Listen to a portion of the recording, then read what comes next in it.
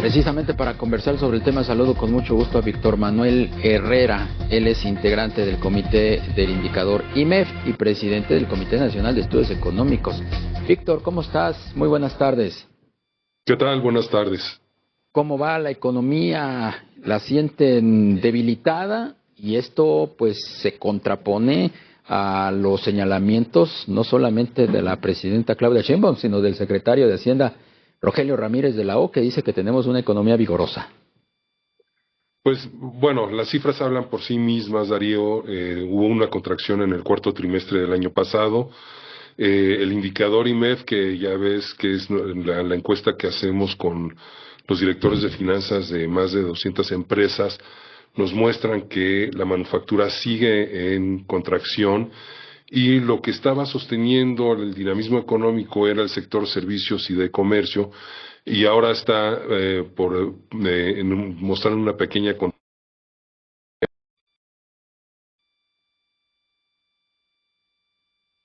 Tuvimos aquí un problema con Víctor Manuel Herrera y la comunicación. Vamos a tratar de restablecerla inmediatamente. Por lo pronto, retomamos ahora sí a Víctor Manuel Herrera, integrante del comité del indicador IMEF y presidente del Comité Nacional de Estudios Económicos. Víctor, nos estabas diciendo sobre lo que ven en torno a la economía mexicana. Sí, y una disculpa, Darío, me sentía en la pandemia con las fallas de internet, ¿no? No te preocupes, no te preocupes. Te estaba contando que la economía ya estaba mismo desde que se empezaron a dar las reformas constitucionales, particularmente la judicial, y en diciembre ya teníamos bueno, desde antes de diciembre ya teníamos una tendencia de contracción, y después de las elecciones en Estados Unidos y la perspectiva de aranceles y posible renegociación del Tratado de Libre Comercio, y luego con la declaratoria de los cárteles como organismos terroristas, pues empieza a bajar aún más el dinamismo, y el índice de manufacturero ya lleva 10 meses de contracción, y lo que venía sosteniendo la economía era el no manufacturero, que son servicios y comercio, que ahora está ligeramente por abajo de 50, que es el punto neutro. Entonces, dadas las perspectivas de aranceles y posible renegociación del Tratado de Libre Comercio, es muy posible que este indicador se siga deteriorando hacia adelante, a menos de que se pueda evitar alguna de estas cosas que hemos estado viendo con el presidente de Estados Unidos. Sí, porque pues ahora sí que una de las dos turbinas de este avión pues es la manufactura de la industria automotriz, por ejemplo, ¿no? Que está pues quizás en el radar de lo que más quiere de alguna manera tasar con aranceles el gobierno del presidente Trump. Sí, el problema también que tenemos con Estados Unidos es que tenemos un déficit comercial con China de más de 100 mil millones de dólares, que estamos financiando con un superávit comercial de Estados Unidos de 150 mil millones de dólares. Según cifras de la Secretaría de Economía, diciembre es de más de 200 mil millones de dólares. Y eso es algo que ha causado irritación con Estados Unidos, y es algo que vamos a tener que trabajar fuertemente para poder eliminar ese superávit tan abultado que tenemos con Estados Unidos, que ellos lo ven como un déficit, y que la mitad se está yendo a comprar productos chinos. ¿Cómo puede el Plan México mitigar pues este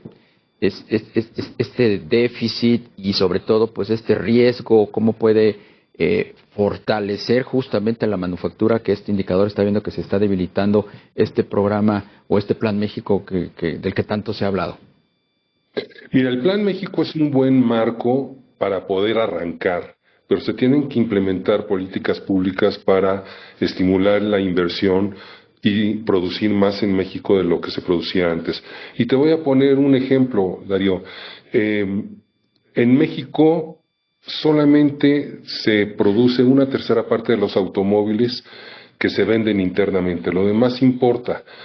Se tienen que invertir miles de millones de dólares en plantas automotrices para poder empezar a producir localmente todavía.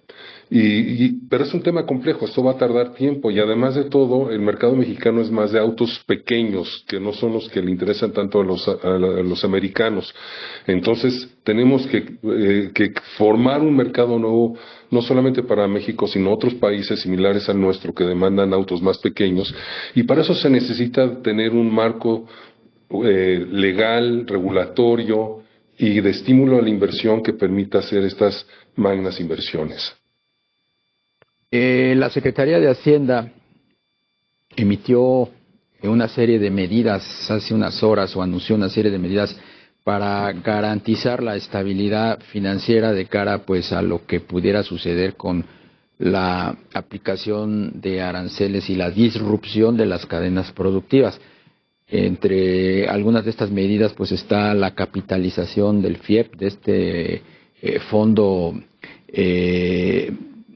de ingresos presupuestarios con más de 100,000 millones de pesos, está pues el fortalecimiento de las coberturas y derivados, y también pues el refinanciamiento de la deuda. ¿Qué opinión te merecen estas medidas? Es bueno, ese FIEP lo teníamos alimentado antes de que se vaciara en el gobierno anterior.